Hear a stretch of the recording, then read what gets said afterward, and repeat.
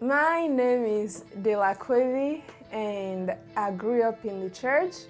And my relationship with God didn't become a personal deal until on a mission trip in high school. We were in a worship setting, and one of the chaperones on the trip had a word for me, just challenging me about my walk with God. And from that moment on, I've decided just to live for God and not to be ashamed of the gospel, but just really just follow God and pray for sick people at my school, and go and say to people that doesn't have any friends in the cafeteria, and just living out the faith. And I feel like my faith wasn't solidified, like strengthened, until about 3 years ago when I became very sick, and just a lot of doubts just keep coming in, like, is God really good, and is He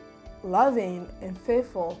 And that was very challenging, just not being able to spend time with God, and just getting more down and down, just because I've seen God heal people and He's not healing me.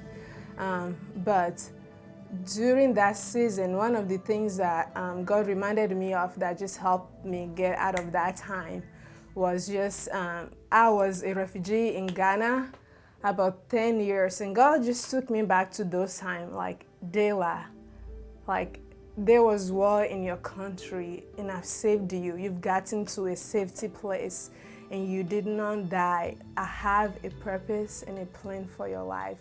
Psalm 138:8 was one of the big verses that God gave me as a promise. Like, I will fulfill my purpose for your life. I will not abandon you.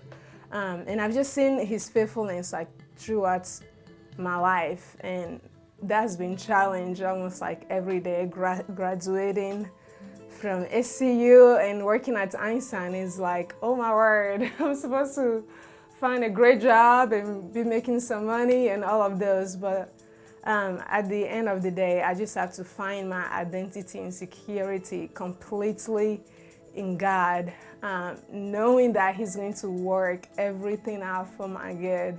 And my life is in His hands, and He's faithful and He's good, and no one or nothing is going to convince me otherwise, because I've seen His faithfulness in my life. And I know without a doubt that He is good, and He's leading my life, and He's a good dad and a provider, and He's going to do it. So that's one of the reasons why I'm a believer, and I want to live for God and love Him with all of my heart for the rest of my life, because that's the only thing that satisfies. Yeah, that's what I want to do with my life. Love people and love God, because He's worth it. And it is so much fun.